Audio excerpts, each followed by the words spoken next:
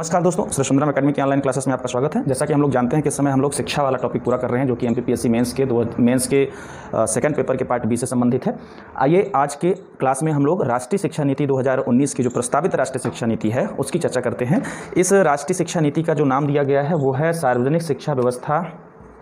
पहले तो इसका नाम लिखेंगे, सार्वजनिक शिक्षा व्यवस्था के अनौपचारिकरण का प्रारूप। इसके पहले हम लोगों ने राष्ट्रीय शिक्षा नीति 1986, पाठ्यचर्या की रूपरेखा 2005 और शिक्षा का अधिकार अधिनियम 2009 किया है, उसको पूरा किया है। यह जो टॉपिक है राष्ट्रीय शिक्षा नीति 2019, यह अभी लागू नहीं हुई है, प्रस्तावित है, इसको पारित करना शेष है। ठीक है, तो इसका जो नाम है सार्वजनिक शिक्षा व्यवस्था के अनौपचारिकरण का प्रारूप, इस नाम से यह राष्ट्रीय शिक्षा नीति 2019, जिसको हम लोग भारत की नई शिक्षा नीति के नाम से भी जानते हैं। ठीक है, कह सकते हैं अभी नई शिक्षा नीति। इसके बारे में हम लोग को पढ़ना है। सबसे पहले इसका परिचय, इसकी भूमिका देखते हैं।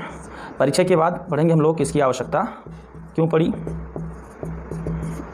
फिर इसके बाद हम लोग पढ़ेंगे कि इसके प्रमुख प्रावधान क्या हैं, प्रावधानों के साथ साथ इसकी महत्व के बारे में, और फिर इसके बाद इसकी समीक्षा, इससे संबंधित एक विवाद है, आलोचना है, उसकी बात करेंगे, और फिर उसके समीक्षा, मूल्यांकन। ठीक है, तो सबसे पहले हम लोग इसके परिचय को देख लेते हैं कि राष्ट्रीय शिक्षा नीति 2019 का जो परिचय है क्या है, कैसे है। तो आइए, राष्ट्रीय शिक्षा नीति, इसके पहले 2005 की पाठ्यचर्या की रूपरेखा आया था, इसके पहले 1986 की नीति आई थी। अभी आवश्यकता पड़ी फिर से एक नई शिक्षा नीति की, तो इसके लिए एक समिति का गठन किया गया। समिति का गठन कस्तूरी रंगन की अध्यक्षता में किया गया। कस्तूरी रंगन भारत के वरिष्ठ साइंटिस्ट हैं, इनकी अध्यक्षता में एक समिति का गठन किया गया, जिसका नाम इन्हीं के नाम पे पड़ेगा, कस्तूरी रंगन समिति। कस्तूरी रंगन के साथ और भी सदस्य थे, 11 सदस्य कुल, मतलब इनको मिलाकर कुल 11 सदस्यीय समिति का गठन किया गया जून 2017 में।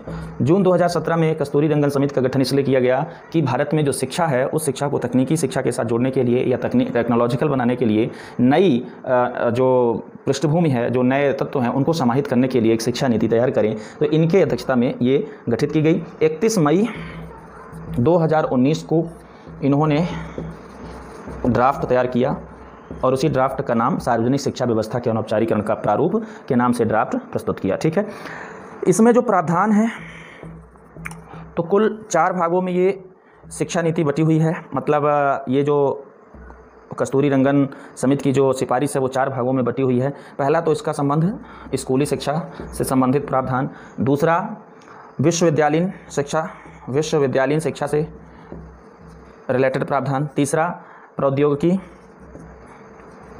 व्यावसायिक वयस्क शिक्षा से संबंधित प्रावधान, और चौथा राष्ट्रीय शिक्षा आयोग का प्रावधान। 4 प्रावधानों के लिए इस ड्राफ्ट को तैयार किया गया है। ठीक है, तो ये थी इसकी महत्वपूर्ण भूमिका या परिचय, जिसको आप बता सकते हैं कि यदि मान लेते हैं आपसे प्रश्न पूछता है कि राष्ट्रीय शिक्षा नीति 2019 का परिचय दीजिए, तो आप बताएंगे कि कस्तूरी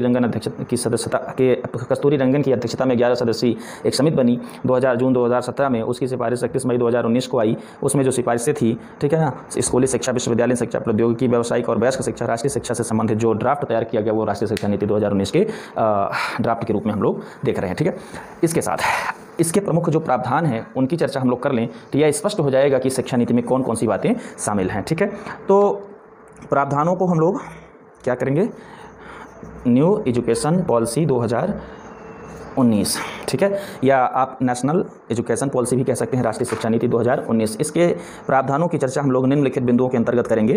पहला, प्री स्कूल के बारे में जो इसके प्रावधान है वो देखते हैं। स्कूल के बारे में जो इसके प्रावधान है, स्कूल शिक्षा के बारे में वो देखते हैं। नए पाठ्यक्रम के संदर्भ में इसके जो प्रमुख प्रावधान है वो देख लेते हैं। नए पाठ्यक्रम से संबंधित प्रावधान, इसका एक फार्मूला है 5 3 + 3 + 4 का फार्मूला, इसको समझते हैं। इसमें राष्ट्रीय शिक्षा आयोग की जो बात कही गई है उसको समझ लिया जाए। राष्ट्रीय शिक्षा आयोग के गठन की बात की गई है। इसमें बालिका शिक्षा के संबंध में जो प्रावधान कहा गया है उसको देख लिया जाए।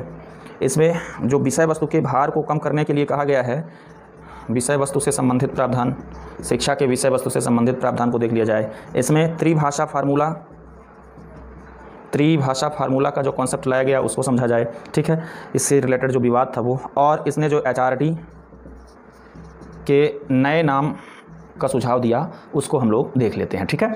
तो नई एजुकेशन पॉलिसी के जो प्रावधान हैं उनको हम लोग इन 9 बिंदुओं में स्पष्ट करेंगे। इन 9 बिंदुओं को आप 9 हेडिंग समझ सकते हैं। MPPSC के दृष्टिकोण से आपको जब प्रावधान लिखना हो तो प्री स्कूल से संबंधित प्रावधान, स्कूल से संबंधित, नए पाठ्यक्रम से संबंधित 9 पॉइंट आप डाल सकते हैं। तो आइए शुरू करते हैं। इसका प्री स्कूल से संबंधित जो कॉन्सेप्ट है, जो इसमें प्रोविजंस लाया गया, जो इनका लक्ष्य है वो समझते हैं। इनका प्री स्कूल से संबंधित जो लक्ष्य है वो था कि 2035 तक 3 से 6 वर्ष तक के सभी बच्चों को निःशुल्क, सुरक्षित, गुणवत्तापूर्ण विकास हेतु, बच्चों के विकास हेतु देखभाल एवं शिक्षा का प्रावधान किया जाए। प्री स्कूल मतलब जो 3 से 6 वर्ष तक के जो बच्चे हैं उनके लिए कॉन्सेप्ट लाया गया कि इनके लिए निःशुल्क, सुरक्षित, गुणवत्तापूर्ण इनका विकास हो सके। इसके लिए एक देखभाल के साथ साथ शिक्षा का भी शिक्षा का भी प्रावधान किया जाए। ये प्रावधान है, लेकिन इसमें जो सभी बच्चों का कॉन्सेप्ट रखा गया है, जो बच्चे छूटे हैं उनको छोड़ दे, मतलब उनको ले लेना है, उनको भी इसमें शामिल करना है 2035 तक, ठीक है। तो अभी तक हम लोग जानते हैं कि आंगनवाड़ी के माध्यम से निःशुल्क, सुरक्षित, गुणवत्तापूर्ण विकास के लिए देखभाल के साथ उनके शिक्षा का कॉन्सेप्ट रखा गया है। तो 2035 तक उसमें सभी बच्चों को शामिल कर लेना है जो 3 से 6 वर्ष तक के हैं, ठीक है। दूसरा, स्कूल वाले बच्चों के संबंध में इनका जो कॉन्सेप्ट है, प्रोविज़न है इस शिक्षा नीति में, वो ये है कि 2035 तक के सभी विद्यार्थी अपनी आयु के मुताबिक साक्षरता एवं संख्यात्मक ज्ञान प्राप्त कर लें, ठीक है।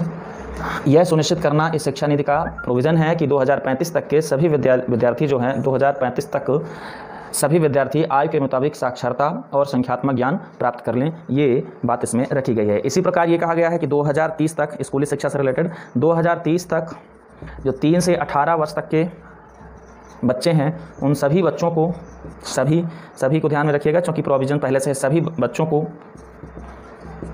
अनिवार्य एवं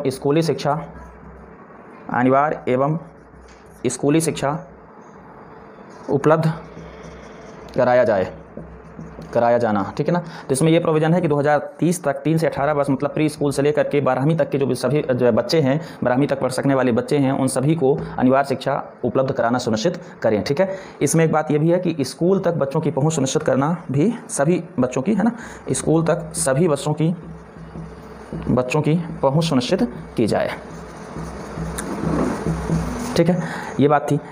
तीसरा पॉइंट इसमें जो हम लोग को नए पाठ्यक्रम से संबंधित पॉइंट है उसको देख लेना है। तो नए पाठ्यक्रम से संबंधित जो इसमें कहा गया क्या कि हमें नए सिरे से नए पाठ्यक्रम बनाना है, और वो पाठ्यक्रम क्या हो, शिक्षण पद्धति को सुधारने के लिए उसमें नवोन्मेषी तत्व समाहित किए जाएं, शिक्षण तकनीकी को नया बनाया जाए या इसमें नव प्रवर्तन किया जाए, ठीक है ना, इनोवेशन किया जाए। ऐसी शिक्षा हमें क्या करना है, 2022 तक स्कूली पाठ्यक्रम में शिक्षण तरीके में बदलाव को सुनिश्चित कर लेना है, पाठ्यक्रम के शिक्षण तरीके में बदलाव कर लेना है, ठीक है। ये 2022 तक का लक्ष्य रखा गया है, जिसमें शिक्षण में तकनीकी का उपयोग करना, ठीक है।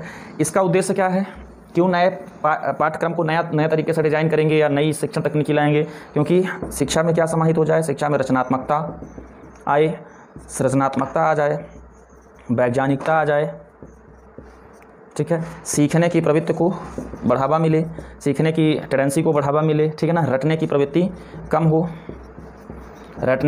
कम हो, ठीक है। भाषा और गणित मेले जैसे आयोजनों को पर जोर दिया जाएगा, ठीक है ना। तो देखिए, रचनात्मकता बढ़े, सृजनात्मकता बढ़े, वैज्ञानिकता बढ़े, सीखने की प्रवृत्ति कम ज़्यादा हो, ठीक है ना, रटने की प्रवृत्ति में कमी आए, इन सारी चीज़ों के लिए क्या किया जाए, पाठ्यक्रम को और शिक्षण तरीके को चेंज किया जाए, परिवर्तित किया जाए, नवाचार युक्त बनाया जाए, ठीक है। और भाषा गणित जैसे मेले आयोजित किए जाएँ जिससे भाषा और गणित सीखने में बच्चों को आसानी हो, ठीक है। इसी के साथ कहा गया कि नए पाठ्यक्रम में कुछ ऐसी मूलभूत मूल्य तत्वों को जोड़ना चाहिए, जैसे इसमें नैतिकता को जोड़ना चाहिए, नैतिक तत्वों को महत्व देना चाहिए। इसमें बहुभाषा सिद्धांत को कॉन्सेप्ट में रखा गया कि बच्चे एक से अधिक भाषा सीखें। मान्यता ये थी कि बच्चों की उम्र जो होती है, मतलब जो 18 साल तक के बच्चे होते हैं, वो भाषा सीखना उनके लिए बहुत आसान होता है, तो बहुभाषा का कॉन्सेप्ट रखा गया। इसमें निर्णयन क्षमता विकसित करने का कॉन्सेप्ट रखा गया है, ठीक है। इसमें डिजिटल शिक्षा पर जोर दिया गया है, डिजिटल शिक्षा का कॉन्सेप्ट रखा गया है। तो नए पाठ्यक्रम, नई शिक्षण नीति, नया शिक्षण तरीका या नई शिक्षण पद्धति में इन सारी चीज़ों को समाहित करने के लिए ये बात रखी गई है कि शिक्षण तकनीकी में बदलाव होना जरूरी है और उसमें टेक्नोलॉजी का इनपुट भी जरूरी है, जिससे जैसे डिजिटल क्लासरूम, ई क्लासरूम है ना, डिजिटल बोर्ड के माध्यम से पढ़ाई करना आदि चीज़ें शामिल होंगी, ठीक है। अगला कॉन्सेप्ट जो इससे रिलेटेड था, जैसा कि हमने कहा कि इसमें जो एक फार्मूला लाया गया, वो उस फार्मूले को समझ लेते हैं। वो फार्मूला था 5+3+3+4 का फार्मूला। समझ लेते हैं क्या फार्मूला है। इसके पहले फार्मूला मैंने आप लोग को बताया होगा, उसको भी ध्यान से देखिएगा, ठीक है। 5+3+3+4 का फार्मूला जो था, जिसमें प्रारंभ में 5 वर्ष की शिक्षा, ठीक है, फिर 3 वर्ष की शिक्षा, ये शिक्षा के ईयर हैं कि इतने वर्ष शिक्षा दी जा रही, फिर 3 वर्ष की शिक्षा, फिर 4 वर्ष की शिक्षा का कॉन्सेप्ट रखा गया, ठीक है ना। 5 वर्ष की जो शिक्षा है वो 3 से 8 वर्ष की आयु तक दी जाएगी, आयु तक 3 से 8 वर्ष तक की आयु के लिए, 3 से 8 वर्ष की आयु तक के लिए जो शिक्षा होगी उसको नाम दिया गया फाउंडेशन एजुकेशन, फाउंडेशन स्टेट। तो ये एक लेवल बनाया गया, फाउंडेशन एजुकेशन स्टेट, ठीक है ना, या मूलभूत अवस्था। तो मौलिक अवस्था या मूलभूत अवस्था में या आधार लेवल में 3 से 8 वर्ष तक के आयु के बच्चों को रखा गया। जो 5 साल की शिक्षा है, कहने का मतलब ये है कि 5 वर्ष की शिक्षा में ये कहाँ तक पहुँच जाएंगे बच्चे, क्लास 3 तक पहुँच जाएंगे, ठीक है ना, क्लास 3 तक। 3 साल की जो प्रारंभिक शिक्षा है वो, और 2 साल की पहली और दूसरी तक, ठीक है। फिर इसके बाद क्या कहेगा, 3 वर्ष की शिक्षा का कॉन्सेप्ट है। मतलब जब ये 5 वर्ष की बेसिक शिक्षा, फाउंडेशन शिक्षा पूरी हो जाए तो फिर 3 वर्ष की शिक्षा ग्रहण करें। 3 वर्ष की शिक्षा जो होगी वो 8 से 11 वर्ष की उम्र तक होगी, ठीक है, 8 से 11 वर्ष की आयु तक या उम्र तक होगी। 8 से 11 वर्ष की आयु तक जो होगी वो क्लास 3, 4, 5 वाले बच्चे इसमें आ जाएंगे। 11 वर्ष तक 5वीं पूरा हो जाएगा। इसमें क्या है, 3 साल की नर्सरी की क्लासेस है प्लस 2 साल की कक्षा 1 और 2 की क्लासेस है। इसमें तीसरी, चौथी और 5वीं की क्लासेस है जो 8 से 11 वर्ष तक की आयु के बच्चों के लिए होगी, ठीक है। इसके बाद फिर 3 वर्ष की शिक्षा, जब 5वीं पूरा हो जाए तो 3 वर्ष की शिक्षा 6, 7, 8, मतलब 11 से 14 वर्ष तक के बच्चों के बालकों की शिक्षा का प्रावधान 6, 7, 8। इस लेवल को फाउंडेशन लेवल कहा गया। इस लेवल को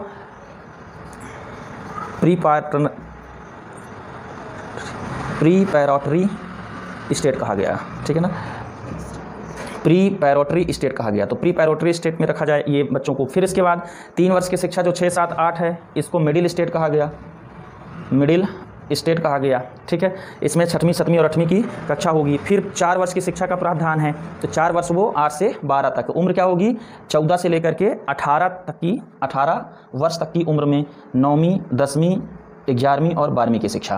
तो ये फार्मूला है 5+3+3+4 का फार्मूले का कॉन्सेप्ट लाया गया स्कूली शिक्षा के लिए, इसको ध्यान में रखेंगे। इसमें क्या है कि एक फाउंडेशन लेवल पर 8 वर्ष तक की शिक्षा हो जाएगी। फिर एक प्री-पैरोटरी लेवल पर जो है तो 11 वर्ष की आयु तक की 3 वर्ष की शिक्षा हो जाएगी। इसका उद्देश्य अलग है, इसका उद्देश्य अलग है। मिडिल स्टेट की शिक्षा हो जाएगी 3 वर्ष की, 6, 7, 8वीं, मतलब कक्षा 6, 7 और 8 की। फिर 14 से लेकर 18 वर्ष तक की जो शिक्षा है, 9, 10, 11, 12, वो हो जाएगी, जिसको सेकेंडरी स्टेट कहा गया, ठीक है ना, सेकेंडरी स्टेट।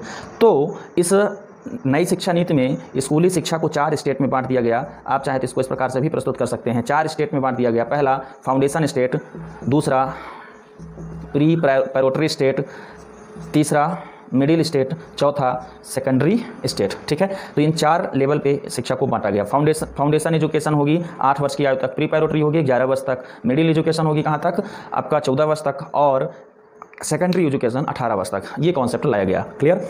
इसके आगे हम लोग देखें तो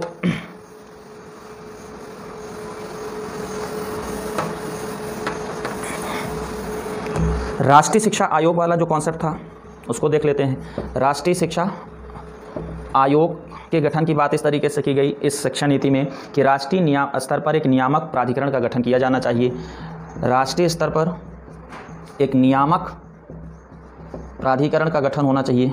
ठीक है, इसमें ये बात रखी गई कि यह प्राधिकरण का जो लक्ष्य होगा, इस प्राधिकरण का जो उद्देश्य होगा वो क्या होगा, शिक्षा को पर्यावरण हितैषी एवं ज्ञानवान समाज, शिक्षा को पर्यावरण हितैषी एवं ज्ञानवान समाज बनाने योग्य बनाना है। तो जो राष्ट्रीय शिक्षा आयोग गठित किया जाएगा, अभी किया नहीं गया है, इस नीति के तहत किया जाएगा, उसका उद्देश्य होगा शिक्षा को पर्यावरण के साथ जोड़ना, पर्यावरण के हितैषी बनाना, ज्ञानवान समाज बनाने योग्य बनाना, कि हमारी शिक्षा प्रणाली ऐसी हो जो ज्ञानवान समाज बना सके। इस आयोग का या प्राधिकरण का जो कार्य होगा वो होगा स्कूलों को मान्यता देंगे या मान्यता संबंधित कार्य करेंगे। ये क्या करेंगे, ये विभिन्न प्रकार के शिक्षा से विकास के लिए सुझाव देंगे, जैसे ये निजी स्कूलों से संबंधित सुझाव और परामर्श देंगे। जैसे ये स्कूलों की गुणवत्ता सुधार सुझाव देंगे। ठीक है, ये इस प्रकार का इनका कार्य होगा। इसी में अगला प्रावधान जो है, एक और प्रावधान किया गया रेमेडियल शिक्षा व्यवस्था की। रेमेडियल शिक्षा व्यवस्था का प्रावधान भी इसी शिक्षा नीति में किया गया है, इसको भी ध्यान में रखेंगे। रेमेडियल शिक्षा व्यवस्था में क्या प्रावधान किया गया, रेमेडियल शिक्षा व्यवस्था के अंतर्गत प्रावधान ये किया गया कि इसको हिंदी में लिखना हो तो अतिरिक्त शिक्षण व्यवस्था कर सकते हैं। जिन बच्चों को क्लास नहीं समझ में आ रही है या जिनका छूट गया है, उनके लिए अतिरिक्त क्लास का प्रावधान बनाया गया है। ठीक है ना। साथ में इसमें ये कहा गया है कि जो विद्यार्थी कमज़ोर हैं उनके लिए अलग से 10 वर्षीय कार्यक्रम बनाया जाए। 10 वर्षीय कार्यक्रम बनाया जाए इसके लिए, कमज़ोर विद्यार्थियों के लिए। ठीक है, इसमें ऐसे विद्यार्थियों को लिया जाए जो त्रैमासिक परीक्षा में डी और ई श्रेणी में आते हैं। ठीक है, डी ई श्रेणी में आने वाले विद्यार्थियों को लिया जाए। हर रोज़ लगभग इनकी 80 मिनट की अतिरिक्त क्लास हो। ठीक है, तो इस प्रकार से रेमेडियल क्लासेस का प्रावधान भी इसमें दिया गया। नई शिक्षा नीति का जो अगला प्रावधान है वो है बालिका शिक्षा पर जोर देना। तो ये नई शिक्षा नीति बालिकाओं की शिक्षा पर जोर देता है। ठीक है, इसमें एक पॉइंट आपके सिलेबस में लिखा है बालिका शिक्षा से संबंधित मुद्दे, इसलिए इस वाले पॉइंट को आप थोड़ा सा और गंभीरता से देखेंगे। बालिका शिक्षा से संबंधित क्या कहता है कि आवासीय विद्यालयों की स्थापना की जाए लड़कियों के लिए। लड़कियों के लिए आवासीय विद्यालयों की स्थापना की जाए। कहता है कि लड़कियों के लिए भी नवोदय स्कूल जैसे प्रावधान लाया जाए या नवोदय स्कूल खोले जाएं। अभी तक नवोदय स्कूल लड़कियों के लिए नहीं है, तो लड़कियों के लिए नवोदय स्कूल की व्यवस्था की जाए। ये कहता है कि शिक्षा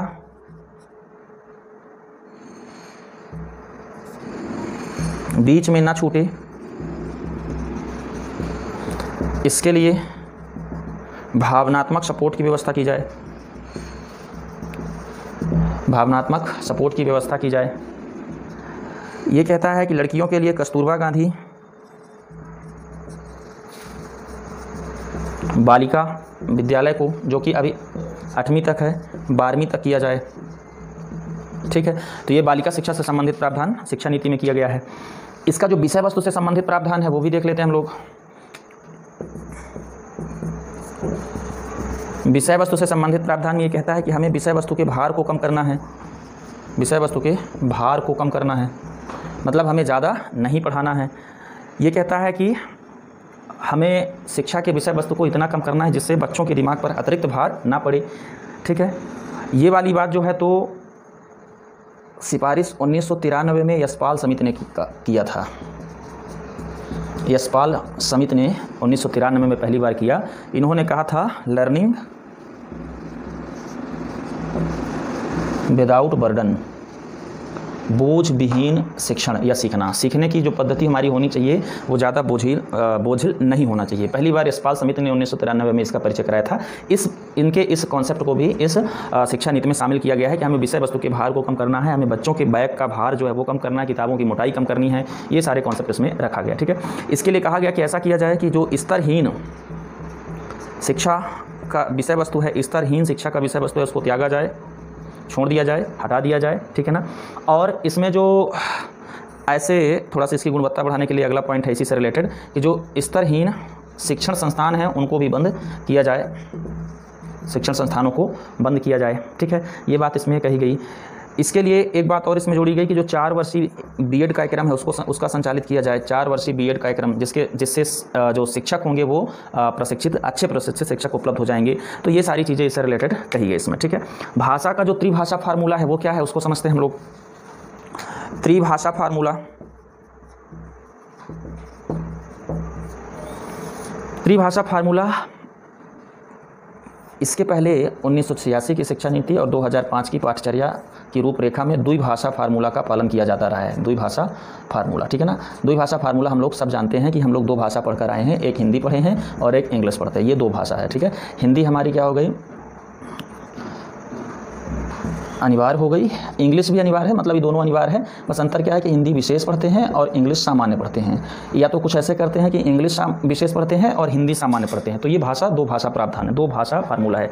3 भाषा फार्मूला में इन्होंने क्या कहा इस नीति में कि एकमात्र भाषा होनी चाहिए, जो कोई भी भाषा हो सकती है, अलग अलग राज्यों की अलग अलग हो सकती है, तमिलनाडु की अलग होगी, केरला की अलग होगी, मध्य प्रदेश की अलग होगी, मातृभाषा होगी। एक संपर्क भाषा होगी जो कि इंग्लिश होगी, और एक हिंदी भाषा होगी जो कि अनिवार्य होगी सभी राज्यों में। 3 भाषा का फार्मूला रखा गया। जैसे इसको ऐसे समझ सकते हैं कि यदि कोई व्यक्ति केरल में है, केरल का है, तो वो मलयालम एक भाषा लेगा, ठीक है, एक भाषा वो इंग्लिश लेगा और एक भाषा वो हिंदी लेगा, ठीक है। ये 3 उसके लिए कंपलसरी हो जाएगा। बस इसी बात से विवाद भी उठा, दक्षिण भारत के लोगों ने विवाद उठाया कि हिंदी हम पर जबरन थोपी जा रही है, हम हिंदी क्यों पढ़े, हमारा काम मलयालम और अंग्रेजी में हो जाता है, ठीक है। इसी से संबंधित ये विवाद भी उठा। बाद में इसमें संशोधन किया गया, कहा गया कि 5वीं तक रहने दीजिए, 6वीं और 7वीं में बच्चे ये भाषा बदल सकते हैं, उनको चेंज कर सकते हैं, ये जरूरी नहीं रहेगा। हाँ, प्राइमरी स्तर पर मातृभाषा को प्रमुख इस नीति में भी माना गया कि प्राथमिक स्तर पर मातृभाषा में शिक्षा जरूरी है, ठीक है। तो ये 3 भाषा फार्मूला का विवाद है। फिर इसमें संशोधन किया गया कि कक्षा 6 और 7 में जाकर के बच्चे चाहे तो इसको हटा सकते हैं, बदल सकते हैं, अपने स्वेच्छा के हिसाब से ले सकते हैं, ठीक है। ये बात थी भाषा से संबंधित। तो आपसे प्रश्न पूछ सकता है कि त्रिभाषा फार्मूला क्या है और ये विवादास्पद क्यों रहा। तो विवादास्पद इसलिए रहा कि दक्षिण भारतीय राज्यों ने यह आरोप लगाया कि हमारे ऊपर हिंदी भाषा को जबरन थोपा जा रहा है। काफ़ी हंगामे के बाद इसमें संशोधन किया गया, ठीक है। एक लास्ट प्रावधान जो इसमें था वो ये था कि इसने HRD का नाम बदलने की सिफारिश की और कहा कि HRD का नाम शिक्षा मंत्रालय कर दिया जाना चाहिए फिर से। इसके पहले शिक्षा मंत्रालय के अधीन HRD था, तो इन्होंने HRD का नाम ही पूरा का पूरा शिक्षा मंत्रालय कर देने की सिफारिश भी की है, ठीक है। तो ये थी बातें राष्ट्रीय शिक्षा नीति 2019 जो कि प्रस्तावित है, उससे संबंधित जो प्रावधान थे वो प्रावधान हम लोगों ने देखा।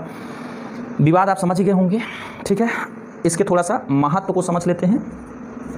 क्या महत्व रहा राष्ट्रीय शिक्षा नीति 2019। अच्छा, इसमें एक टॉपिक और पीछे छूटा हुआ है, इसकी आवश्यकता क्यों पड़ी,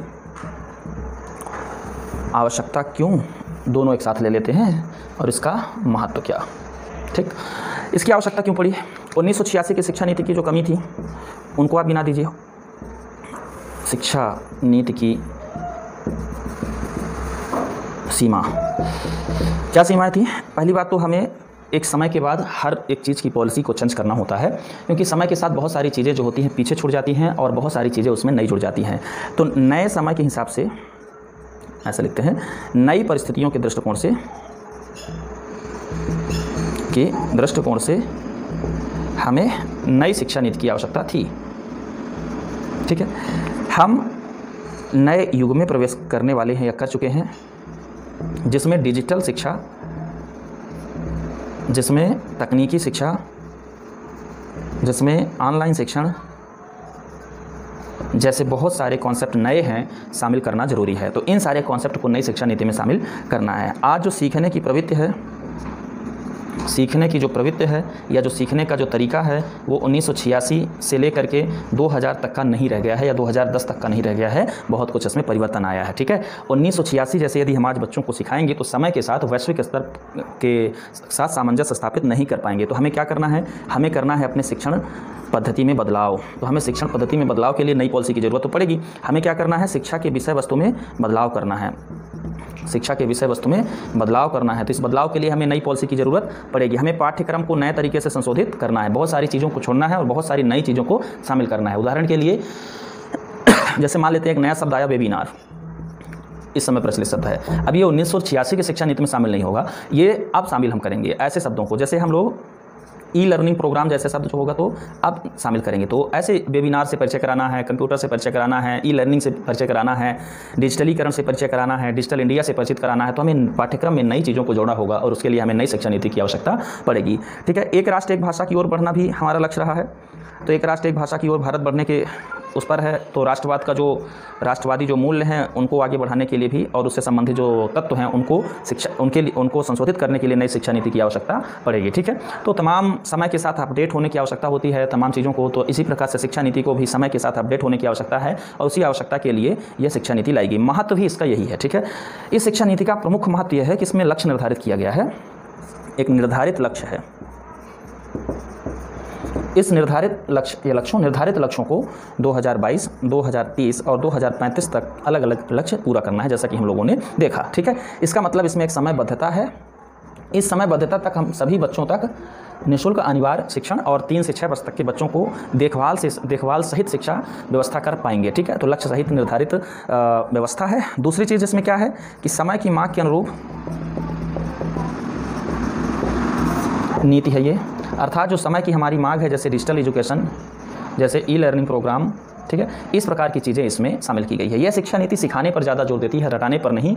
तो यह बच्चों के सीखने की प्रवृत्ति को विकसित करेगी निस्संदेह। इस शिक्षा नीति में नए पाठ्यक्रम की बात की गई है जो आधुनिक होंगे, जो नवोन्मेषी होंगे, नवप्रवर्तनकारी होंगे। तो नए और नवप्रवर्तनकारी पाठ्यक्रम को बनाया जाएगा, नए और नवप्रवर्तनकारी शिक्षण पद्धति बनाई जाएगी जो निश्चित रूप से बच्चों के समग्र विकास के लिए जरूरी होगा। ठीक है, इसी प्रकार की तमाम और बातें आप तलाश सकते हैं इसी के प्रावधानों से, जो इसके महत्व में आप लिख सकते हैं। ठीक है, यदि इसका मूल्यांकन किया जाए तो हम लोग मूल्यांकन के कुछ बिंदु समझ लेते हैं कि शिक्षा नीति में क्या कहेंगे कि शिक्षा नीति में प्रावधान बहुत अच्छे हैं, कोई दिक्कत नहीं है।